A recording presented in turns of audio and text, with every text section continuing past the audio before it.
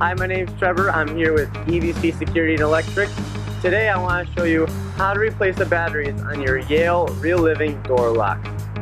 What you're going to need is a Phillips head screwdriver and 4 AA batteries. First thing you're going to do is undo the screw on top of the door lock.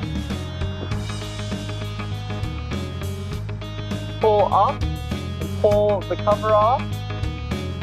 Set that somewhere where it won't get stepped on or smushed. Pull out the old batteries. Remember, your door lock will be inactive once you pull out the batteries. Place in the new batteries.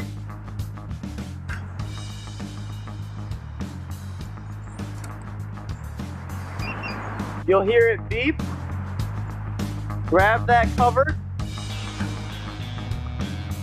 slide it down on top, re-screw in the screw,